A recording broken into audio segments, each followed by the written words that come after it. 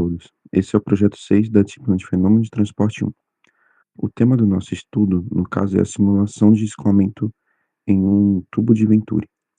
O grupo responsável por essa análise e simulação é composto por Pedro Espontão, Henrique Gamberini, Matheus Caraquida, Arthur Trindade, Lian Taylor e Inácio Katsuren. Antes de entrarmos no software, vale contextualizar o problema. O tubo de Venturi é um dispositivo clássico que utiliza a constrição de um tubo para medir a vazão de um fluido. Baseado no princípio de Bernoulli, à medida que a área da seção transversal diminui, a velocidade do fluido aumenta e, consequentemente, a pressão estática diminui. É justamente essa diferença de pressão, ΔP, que iremos analisar computacionalmente. Para esse trabalho, nosso objetivo foi validar esse comportamento físico através da dinâmica dos fluidos computacional, CFD. Nossa apresentação está dividida da seguinte forma. Primeiro, detalharemos a montagem e configuração do modelo do ANSYS Fluent, geometria e malha. Em seguida, apresentaremos os 3 modelos de turbulência utilizados para fechar as equações de escoamento: o KY Standard, o KYRNG e o RSM, Reynolds Stress Model. Por fim, faremos uma análise comparativa dos resultados de pressão e convergência entre esses modelos. Primeiramente, nós montamos o tubo de Venturi com as dimensões utilizadas no vídeo, configurando a malha e inflation. As especificações detalhadas podem ser observadas no canto inferior esquerdo do slide. Após a criação da malha, o modelo foi aberto no Fluent, onde foram ajustados alguns parâmetros. Desativou-se a gravidade, uma geometria 2D planar foi selecionada, o fluido de escoamento foi selecionado como água líquida, colocamos como não há deslizamento na parede, no slip condition, e a velocidade de entrada, a velocidade do inlet, foi atribuída como 3 metros por segundo. Como o tubo de Venturi mede a vazão por meio da diferença de pressão entre uma região de maior diâmetro e outra de menor diâmetro, colocamos essas duas regiões sobre análise, bem como criamos uma expressão que mede a diferença da pressão entre as duas regiões. Desta forma, ao final da simulação, foram plotados gráficos e reportes da maior pressão, da menor pressão e da diferença de pressão, para os 3 modelos de turbulência, KY padrão, KYRNG e RSM. Bom, o nosso próximo passo da nossa apresentação é falar sobre os modelos de turbulência considerados na nossa simulação do Fluent. E o primeiro deles é o modelo KY padrão, que é um dos modelos mais simples na modelagem de turbulência e um dos mais comuns no dia a dia de CFD.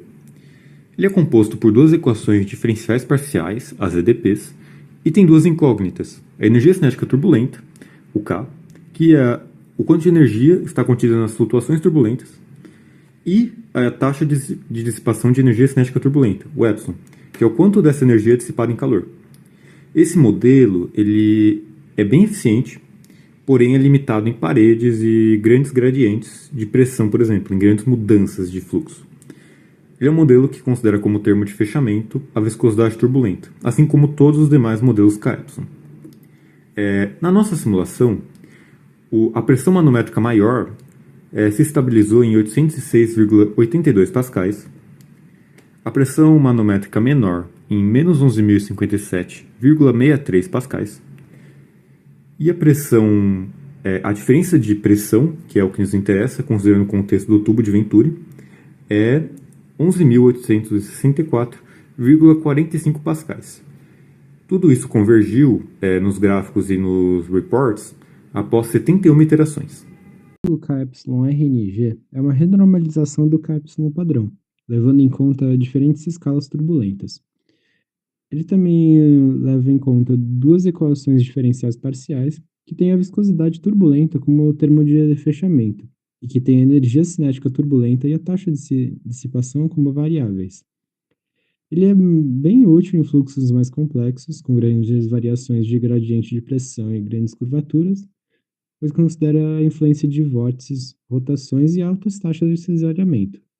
Na nossa simulação, a pressão maior ficou em 996,1403 pascais, pressão menor em menos 10.863,46 pascais, e a variação da pressão, o ΔP, ficou com 11.859,6 pascais. convergindo após 116 interações. Finalmente, o último modelo usado para a simulação foi o RSM, ou Modelo de Estresse de Reynolds, o qual fecha as equações de Navier-Stokes por meio do cálculo das componentes individuais do tensor de tensões de Reynolds, ao contrário dos modelos K-epsilon, que simplificam a simulação por meio do cálculo da cinética turbulenta e da taxa de dissipação. Por ser mais completo, ele apresenta maior capacidade de predição do que os outros tipos de modelos em casos de fluxos mais complexos. Porém, essa melhor precisão sai ao custo de ser computacionalmente mais caro, já que acaba tendo que resolver mais equações. Na nossa simulação, a pressão maior ficou em 1095,259 Pascal, a pressão menor em menos 10.768,78 Pascal, com a diferença entre elas ficando igual a 11.863,84 Pascal, todas convergindo após 620 iterações. É interessante notar o aumento brusco no número de iterações necessárias para chegar à convergência em relação aos outros dois modelos usados. Antes de partirmos para as conclusões finais, vale a pena analisar o comportamento visual do fluido, e não apenas os números de pressão. Ao plotarmos os contornos de velocidade, observamos claramente a validação física do efeito Venturi. Notem como a região da garganta, o diâmetro menor, apresenta uma cor vermelha intensa, indicando um pico de velocidade. Isso está em total acordo com a conservação de massa. Para a mesma quantidade de água passar por uma área menor, ela precisa acelerar drasticamente. Um ponto interessante na comparação visual é como cada modelo trata a saída do tubo. Enquanto os modelos K-epsilon mostram uma dissipação mais uniforme da velocidade após a garganta, o modelo RSM consegue capturar melhor as zonas de recirculação e turbulência secundária das paredes logo após a expansão. Isso confirma visualmente o que dissemos anteriormente. O RSMM é computacionalmente mais caro, mas detalha melhor a física complexa do escoamento turbulento, onde há grandes gradientes. Comparando-se os valores entre os três modelos utilizados, percebe-se que os valores de ΔP são próximos nos três modelos utilizados. No entanto, podemos afirmar que houve diferença significativa entre seus valores de maior e menor pressão.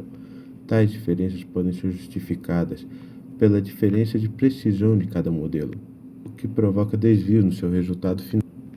Já no número de interações, o modelo de estresse de Reynolds teve um número bem maior de interações em relação aos modelos K-epsilon. Obrigado pela atenção.